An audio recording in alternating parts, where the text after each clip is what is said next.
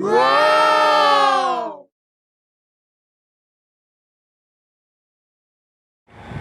10, 9, 8, 7, 6, 5, 4, 3, 2, 1. Good morning guys! Magbibideo po kami. Mamagicon ko po kayo. Hintayin lang po natin si Papa Rolly. Ay, ayun na pala si Papa Rolly. Parole, mamagicon kita. Ano ka dito, mag-drawing ka ng star, tsaka pirmahan mo. Star, ito lang. Lakihan ko na para makita. Tsaka pirmahan mo. Yung pirmahan ko. Pirmahan ko, lakihan ko na rin. Papakita ko sa camera. Kita ba? Okay. Doubling ko para kita. Okay. Kita. Anong gagawin mo dyan? Papawalain ko to sa kamay ko. Talaga? Talaga. Yan, tutupin lang natin guys. Mawawala to sa kamay ko.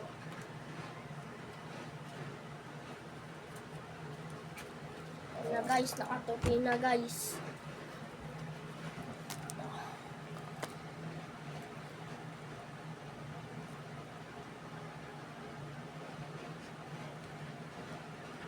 Makawala dyan sa kamay mo. Oo, Saan mapupunta? dito sa sombrero ko.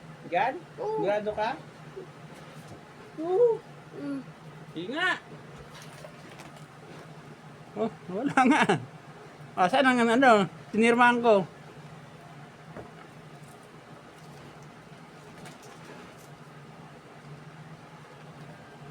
Nga. Uy, ang galing ha. Galing yan.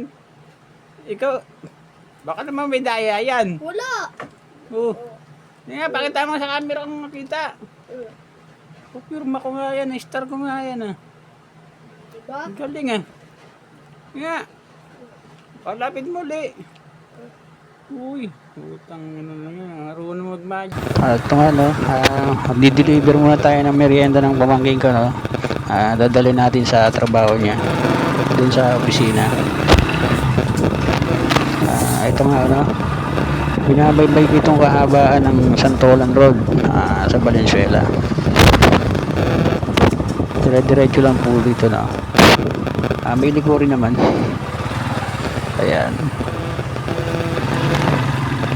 Ito po yung tinatawag na San Rigor. Santolan Road. Palabas ng Maysan yan. Parada o Maysan.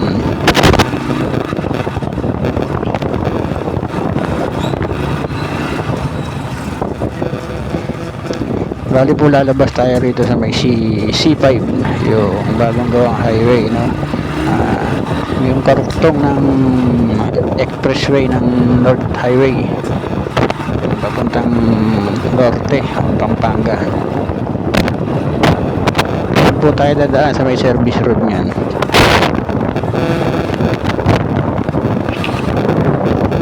Ano po, no? Dire-diretso lang, wala naman traffic. Medyo ano ngayon Lunes ng ano na alas 3 ng hapon.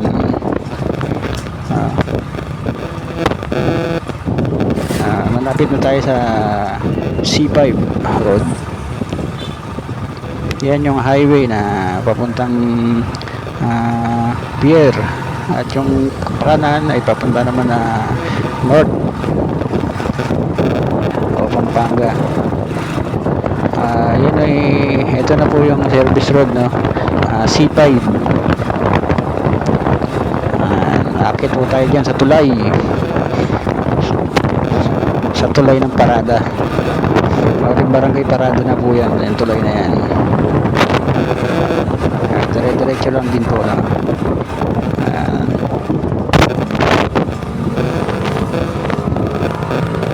Yan po. Ang ilalim po niyan ay highway ng Mindanao Avenue. Diretso po yun ng Mindanao Avenue, no? Yung pakaliwa ay papunta po ng ano yan, ng Pure Gold. Kanan pala, kanan papuntang Pure Gold.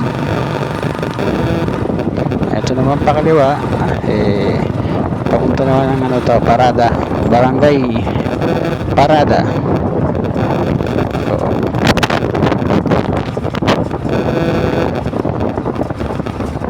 ayan, ang ganda ng takbuhan, ano, malinis.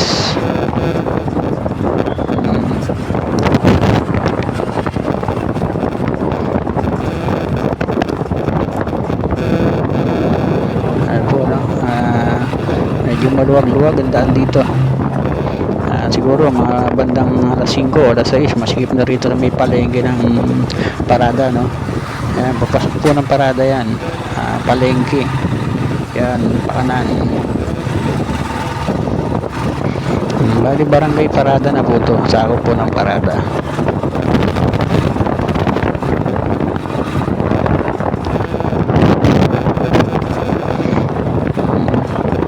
Balog po yung aking camera.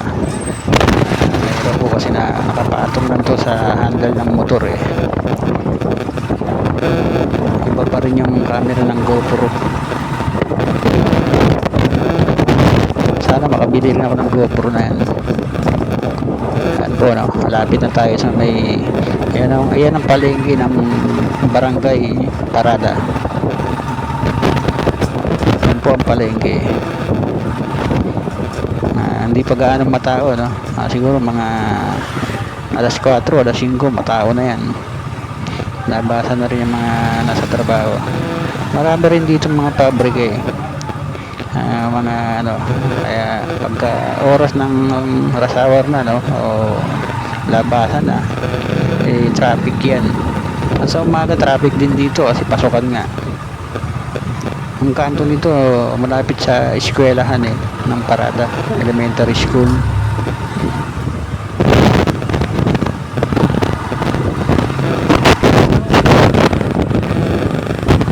Dito medyo masikip-sikip na kasi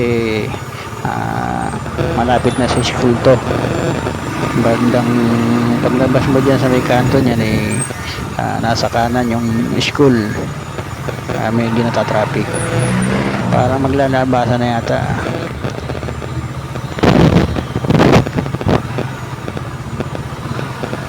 Diba? Medyo traffic na. Pero meron naman siguro nag-aasikaso sa may kanto, mga traffic, nagta-traffic.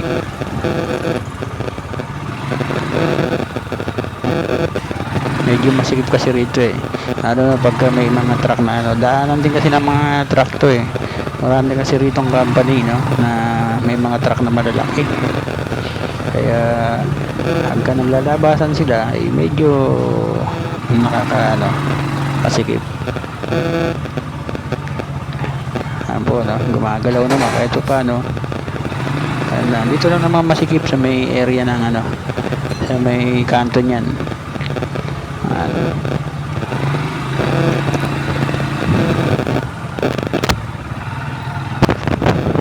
Dati pagdating dyan sa may kanto, no, kakalawa ako dyan. Papunta naman sa Maysan Road, sa Barangay Maysan. Susundan ko lang tong nakamotor na to. Parang pakaliwa siya, pakanan siya pakaliwa ko ayan, yun. Dito lang talaga sa may kanto na kakaroon ng pagbubuhol kasi nga gawaan nga ng may mga ng estudyante road. Ayan na, dire-diretso lang yan. So far wala pa naman siyang traffic, hindi pa naman ganun kalala ang traffic na.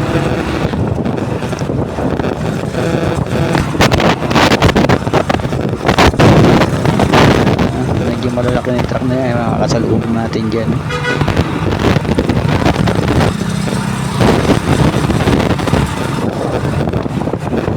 Diretso lang. Okay.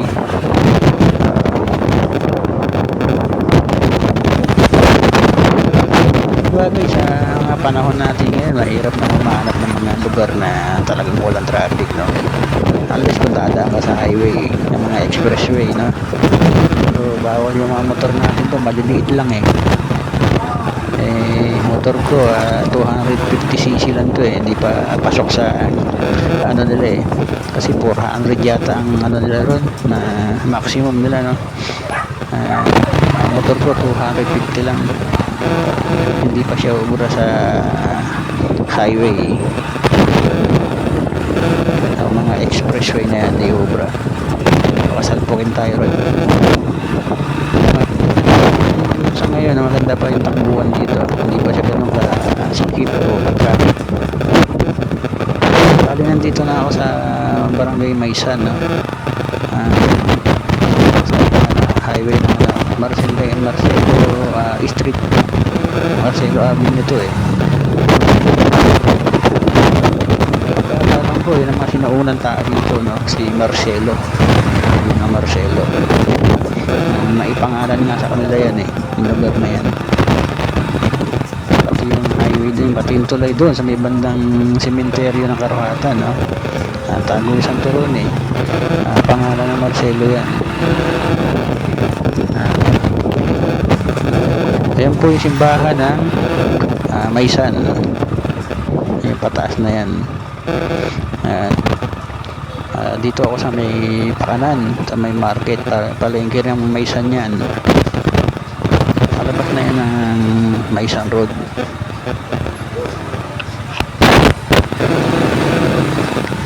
Dito parang labasan na yata ng mga estudyante, no, ng mga college na, no, student, no.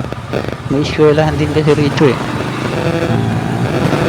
Tatlo yata eskwelahan dito sa may kanto.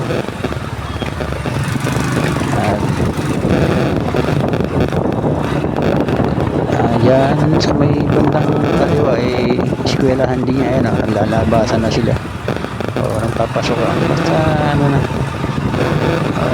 Ayan po yung kanto ng Maysan.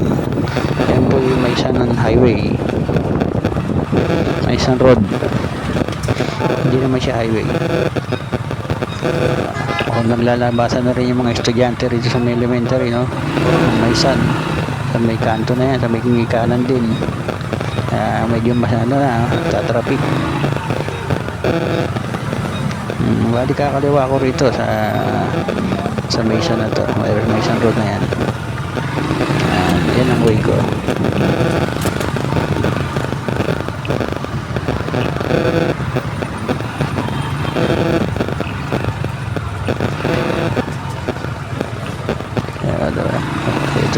Ito na ang traffic natin.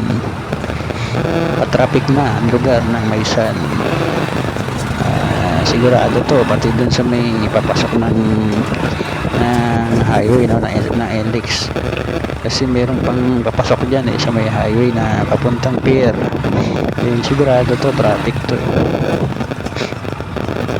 Sa tingin ko, yan ang papatraffic eh. Yung papasok dun eh, pakaliwa. Ang layo na, oh. Ang layo na ng pila. Hindi naman to terminal. Meron palang Pakanan, may papasok. Medyo ano pa yun. Lalayan nyo. Okay. Yan, dire-diretso naman. Okay, ganda na. Hindi na siya medyo road na rito. Papunta nga pala ako rito sa pamangkin ko, no? Di-deliver ko itong mga merienda nila. Dadalhin ko sa opisina, no? Ayan, no? Medyo malayo-layo pa. Ito pa, na naman terminal dito. Pila na naman sila rito. Wala na yata talaga tayong lugar na hindi matatraffic. Haba na. Sigurado to, nagmula to doon sa may papasok na ng highway, ng LX. May gumawa na ako paraan, dito na ako sa gilid. Sinusundan ko na lang yung motor na sa harapan ko. Wala pa naman ang kasulubong eh.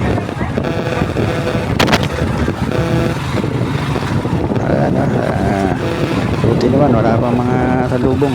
Kalagay ko doon yan sa may kanto eh. Yung ang papasok ng highway eh. Kasi karamihan dito, lalo itong mga malalaking truck na to, no? Eh, doon yan sa may sa pasok ng highway yan eh. Kakaliwa yan doon eh. Oo. Nahabol na ito yung mga truck ban ngayon eh. May truck ban naman eh. Ano naman coding yung mga malalaking truck eh, no? Code, ano lang, truck ban. Yan na. Medyo naipit na ako rito. Parang hirap na lumusot. Ano, pagka natatakpan ka ng ganyan malalaking truck, hindi mo makita yung daan eh. Hindi mo alam kung may kasalubong ka dyan, ha? Bulagain ka dyan pagkalabas mo eh. Medyo ano eh, ingat lang, ingat. Sa magandang kalsada, no? Kadalasan dito, mayroon din banggaan dito kasi mga barumbado rin yung mga ano rito. May kanya-kanyang mundo rin, eh, no? Nag-iingat ka sila, parang pag-iingat eh. Yun, okay, nakalusot ako. Okay. Ganyan naman, hindi naman bawal, di ba? Pag wala namang kasalubong, pwede mo naman siyang lusutan, eh, di ba? Yan, may truck pala rito, ano, papasok doon sa commercial, ano yan, eh, establishment yung mga nandyan, eh, no? Industrial pala, mga industrial yan. Marami niya plastic, gawa ang plastic. Dire-diretso lang. Okay, stop muna. Pag may papasok na malalaking truck. Di ba? Ganyan eh, may guhit kasi dyan eh, no? Kailangan doon ka sa may guhit para hindi ka abuti ng truck. Eh, medyo lumagpas ako dyan eh, kaya nakita ako ng nakapula na yun eh, no? Tama naman siya doon. Eh, hindi ko naman napansin eh, akala ko diretso to eh. Late na siya nung pumare. Kaya itong nasarap ko eh, naka-asul na yan, lagpas yan, pinagalitan niya yan eh. Dapat kung papara ka na, yung alam mo, tuturo mo na mayroong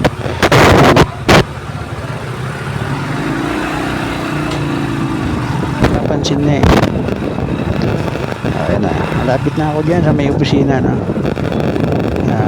Pamangkin ko.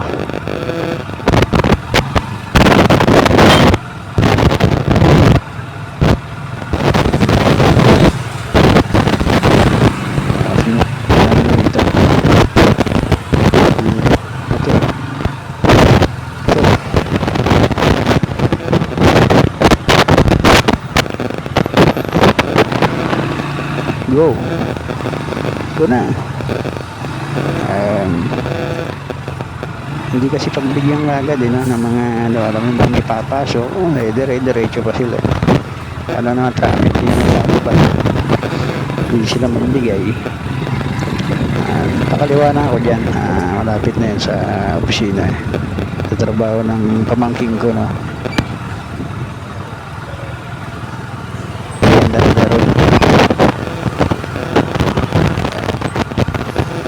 Diyan ako sa may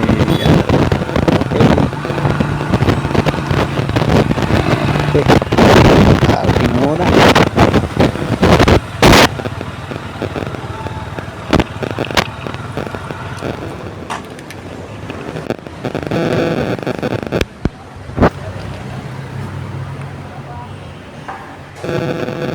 Alright, nandito na tayo sa may opisina, no? Aakyat na ako dyan. Dito sila sa may taas, second floor.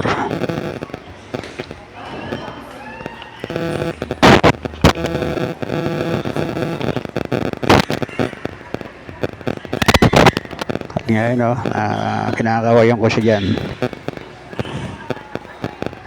Napansin na ako niya.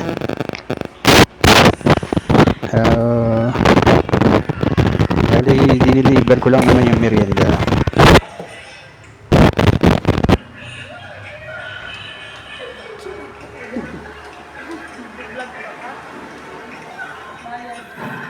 Nguyong mo na kung isama. Ano ba yan? Munggo. Yun na tayo. Ay, shipping fee yan. Ano to? Shipping, munggo. Ay, mamaya pa to. Sabi mo mamaya tayo. Ha? Yung lalagyan. O Mamaya, pag uwi. Pag-uutang naman. Bye. Yeah.